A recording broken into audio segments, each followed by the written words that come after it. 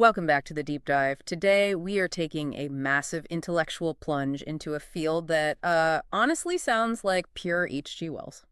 But it's not. No, it's operating firmly in the realm of reality now. We're talking about nanotechnology, science at the scale of what, 1/1000th of a meter? And that scale difference is, well, it's everything. Our mission today is to give you a shortcut to understanding this whole field. Okay. We're going to unpack the entire arc, contrasting the wildly ambitious, almost utopian predictions from the 80s. Right, the atomic assemblers and the apocalyptic warnings. Exactly. And we'll contrast that with the highly specialized molecular scale applications being clinically deployed and used today, right now in 2026. We've got a stack of sources that traces this technology from its foundational document right up through current human clinical trials and the key industry leaders making these microscopic miracles happen. You'll leave this deep dive understanding why nanotech is probably already impacting your body, even if you've never, seen a tiny robot with years. Okay, let's unpack this, starting right at the beginning, the vision that launched the entire discipline.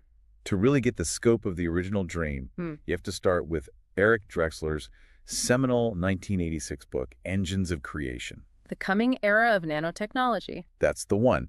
And this isn't just some historical footnote. It's really the foundational document that set the intellectual parameters for the entire field. And the core idea wasn't just, miniaturization. It was a total change in how we relate to physical matter. Precisely. Drexler introduced the concept of molecular manufacturing. He proposed that instead of smelting, cutting, or casting, all the ways humans have built things for millennia. The old ways. Right. We should instead build materials from the bottom up, atom by individual atom. And he proposed a specific mechanism for this, which he called the assembler. The assembler, right. Yes. He envisioned these tiny, programmable, robotic arms. I mean, think of them as ultra-precise, automated tweezers designed to pick up an atom of carbon, move it to a precise location, and bond it with another. If you can control the position of every atom, you can build literally anything. Anything. The economic and material implications of that are just staggering because you're completely bypassing traditional supply chains. That's the true disruptive potential. If you can build anything from the atoms in, say, dirt, you don't need mines or factories anymore. That's the vision. Drexler imagined nanofactories, these desktop-sized machines that could rearrange atoms from dirt or air to create, finished goods. It's like what? Steaks to spaceships. Exactly. With zero manufacturing waste. Yeah. The idea of a Star Trek replicator, it fundamentally stems from this 1986 concept. And the source material is clear. This vision was so powerful, so compelling that it catalyzed the multi-billion-dollar nanotech industry we have today. It absolutely did. But that specific mechanism, the mechanical assembler, is apparently highly controversial among modern researchers. Why?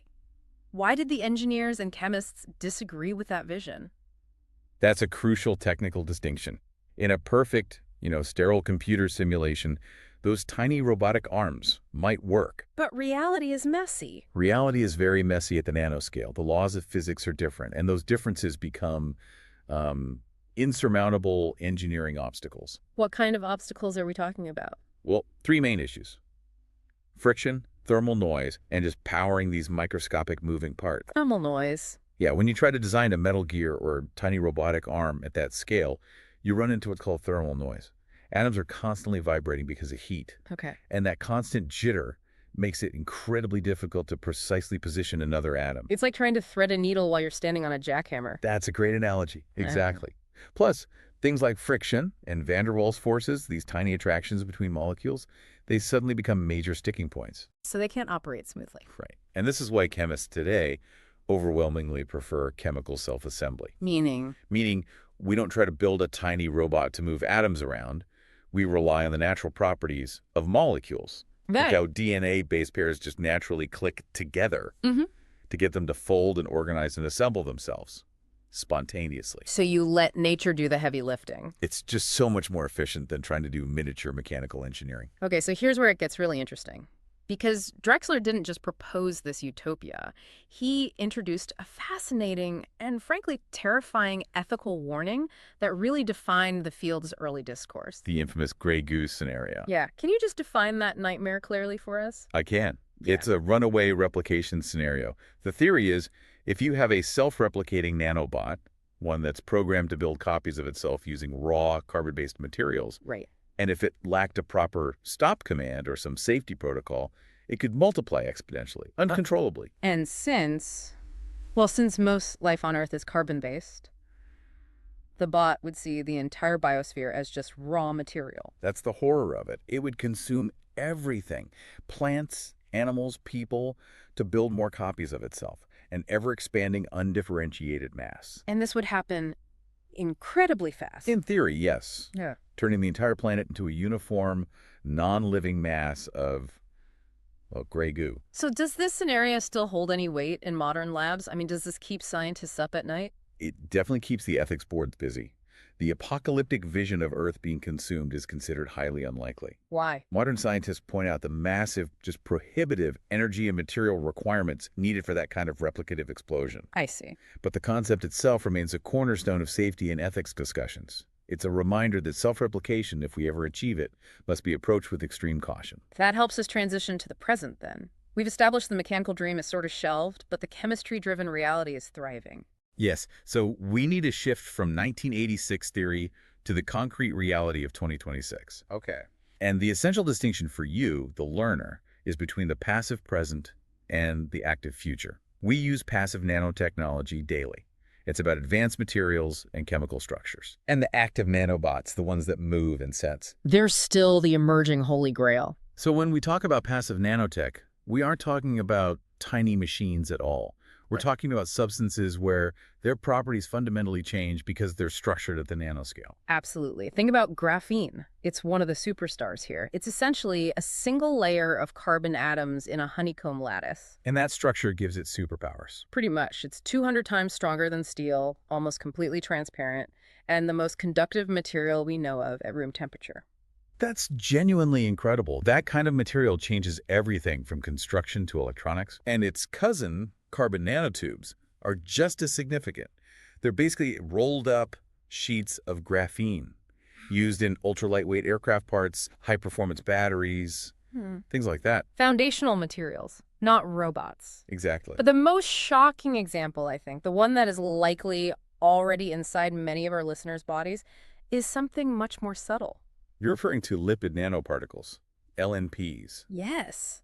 These tiny structures, which are essentially what? Fatty bubbles? That's a good way to put it, yeah.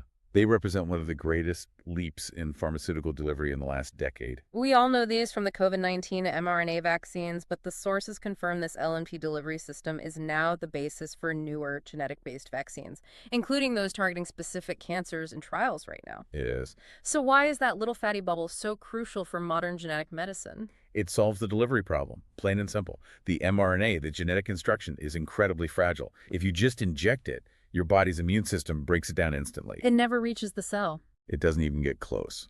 And worse, the cell membrane itself, which is also lipid-based, won't let the electrically charged mRNA pass through. So the LNP is the nanotech vehicle that gets the precious cargo past the gatekeepers. It's the perfect camouflage. Yeah. The LNP wraps up the mRNA, protects it, and because it's a tiny fat bubble, it just fuses effortlessly with the cell membrane and delivers the instructions inside. Wow. Without that nanotech delivery system, mRNA vaccines and many gene therapies, they just wouldn't work. That brings us to the emerging active future. So Drexler's metallic robot idea is sidelined. What do the active nanobots of today actually look like? Today's emerging nanobots are typically smart biological or chemical hybrids. They use specificity and external energy, not, internal microgears. They're leveraging the programmability of life itself. Okay, let's detail the first example, which sounds like something straight out of a computational biology lab. This is the field of DNA origami. Origami. Yep. Researchers use the inherent specificity of DNA strands. Think of DNA not just as a blueprint for life, but as an incredibly programmable, reliable structural material, like molecular yarn. And they knit with it. They program individual strands to fold and knit themselves into extremely precise three-dimensional structures. We're talking tiny tubes, boxes, or cages. And what makes these cages intelligent? How do they perform logic-gated tasks? They're designed like microscopic, digitally keyed locks. The cage holds a payload, say a therapeutic drug. Okay. And it only unlocks when it detects the correct key.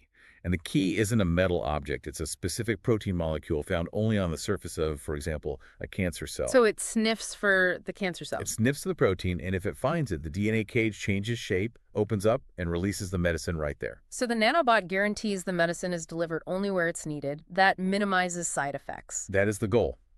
Perfect targeting. Incredible. And the other cutting-edge example gets around the power problem for movement. The magnetic microswimmers. Right. So these are tiny metallic structures. But instead of trying to put a battery and a motor on them, which is just too complicated and hot at this scale, they're controlled externally. With magnets. Researchers apply precise, tailored magnetic fields to guide these microswimmers through the bloodstream. And why is magnetic control the way to go? Because the energy source, the magnet, is external and distant. It allows for immediate, precise steering without having to solve the impossible problem of powering a microscopic propeller inside the body. And the goal is to steer these through really complex areas, right? Like the brain. Exactly. The central nervous system, to deliver drugs directly to tumors or even, potentially, to clear arterial blockages. So what does this all mean for the timeline? We're seeing trials now. Where are we in this transition from the passive present to the truly active future? If we look at the sources, we can outline a predicted timeline. Right now, in 2026, we are seeing the very first human clinical trials for these sophisticated targeted nanorobotic drug delivery systems. The DNA origami and the magnetic swimmers? Exactly. And these are injected for specific immediate treatments. But the really big leap, the one that integrates these systems into general health management, that comes, what, around the turn of the decade? Absolutely. The time frame between 2030 and 2035 is predicted to be the arrival of smart therapeutics. Okay, what does that mean? This is where nanobots achieve rudimentary sensing capabilities and automation. Imagine a nanobot that constantly monitors your blood, senses a spike in glucose, and automatically releases a calculated dose of insulin. Or one that detects an early blood clot and just breaks it down. Precisely. It moves nanotech from a treatment tool to a constant internal preventative maintenance system. That would fundamentally change how we manage chronic disease. It would. But it's important to note, Drexler's grand vision, the general-purpose assemblers, Stakes and spaceships out of dirt. that remains firmly in the distant future. The sources confirm that 2040 and beyond is still considered highly speculative for those machines. A good reminder that technology still has to climb the ladder one step at a time. Okay, so finally, if you want to track who is leading this revolution, who are the key players? It's a mix of academic heavyweights and targeted startups. BioNTech and Moderna, for example, are critical leaders in refining that LNP technology, the fatty bubble delivery system. They're the masters of the envelope. You could say that, making it more stable, more versatile for future gene therapies. And who is building the delivery routes? The actual swimmers? That would be a company like Bionaut Labs. They are developing their Bionauts, those tiny magnetically controlled robots designed specifically to navigate the incredibly complex terrain of the central nervous system. Which is the hardest delivery problem to crack? By far. And then for the intellectual engine behind the programmable material. The DNA origami. That's centered around institutions like Harvard's Wyss Institute. They are the primary innovators in using DNA strands, not for genetics, but as a precise programmable building material. This has been a really eye-opening deep dive. We moved from a foundational document proposing atomic assembly and warning of gray goo to a 2026 reality where engineered DNA cages and magnetic microswimmers are already being trialed to fight some of our worst diseases. And the key takeaway is realizing the progress is defined by specificity and smart delivery, not universal assembly. Nanotechnology is already commonplace with LNPs. Right. The true leap is into these active nanobots, which are defined not by metal gears, but by incredible biological and chemical programming. So a final thought. We know researchers can program DNA to act as a logic-gated cage that sniffs a protein before releasing medicine. That level of precise biological programming is just incredible. It is. So given that, what fundamental leap in engineering is still required to go from targeted medical delivery, a logic system with one job, to a general-purpose assembler that can rearrange air and dirt into a spaceship? It's a massive gulf, something to think about as this field develops.